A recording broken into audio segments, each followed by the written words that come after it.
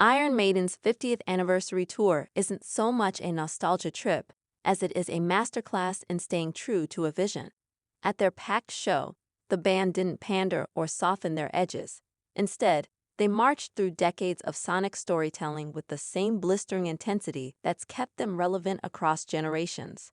For a group so famously resistant to compromise, this setlist might be as close as they'll ever come to a greatest hits show. And for the devoted, it was a spectacular reward. From the moment the curtain dropped, revealing a towering Eddie backdrop and the thunderous opening chords of Caught Somewhere in Time, the crowd was electrified. It's a track they hadn't played in decades, and it served as a message. Iron Maiden weren't here to deliver easy nostalgia. They were digging deep, curating a show that honored both their history and their die-hard fans. Bruce Dickinson, ever the charismatic ringmaster, roared through the lyrics with unmatched energy, his operatic vocals bouncing off the walls like they were being sung by a man half his age. Throughout the 2-hour set, the band pivoted between fan favorites and deeper cuts, drawing heavily from the Somewhere in Time and Senjutsu albums. Tracks like Stranger in a Strange Land and The Writing on the Wall sat comfortably beside classics such as Fear of the Dark and The Trooper. The transitions were seamless, a testament to the band's enduring chemistry and meticulous preparation.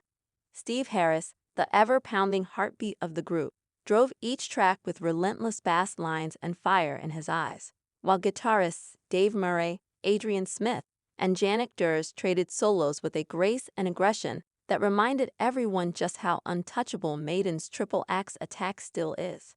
Visually, the show was a theatrical spectacle, as Iron Maiden's concerts always are.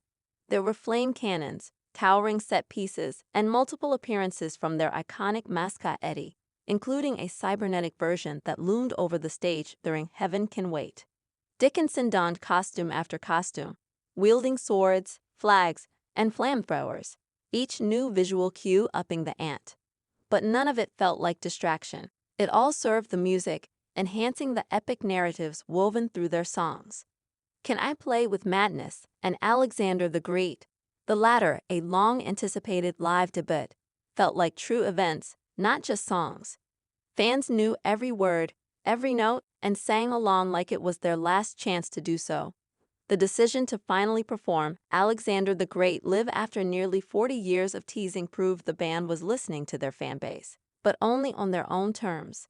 That mix of loyalty and stubbornness is precisely why Iron Maiden remains a genre-defining force. Despite the grandiosity, there were moments of genuine connection. Dickinson paused between songs to reflect on the band's 5-decade journey, thanking the fans not just for showing up, but for sticking around. "You're the reason we can still do this," he said, sweat-soaked and beaming. "We're not done yet." That promise was echoed in every song, every gallop, every scream into the night sky.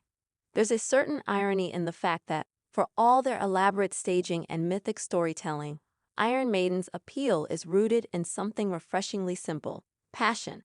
Every member on that stage looked like they were having the time of their lives. They weren't just playing through old hits, they were reliving them, reigniting them, and giving them new fire. That authenticity is infectious. It's what turned an arena into a brotherhood, strangers into a sea of unified voices. As the show hurtled toward its climax, the final trio of Hallowed Be Thy Name, Number of the Beast, and Iron Maiden brought the house down.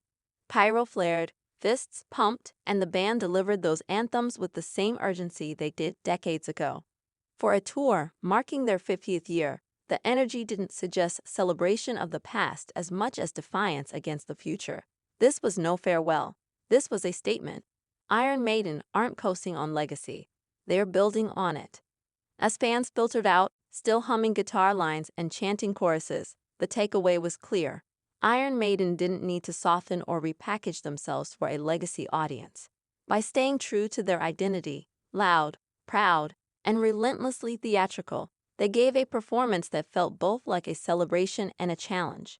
They may be 50 years into their journey, but Iron Maiden are as fierce, as fearless, and as gloriously uncompromising as ever.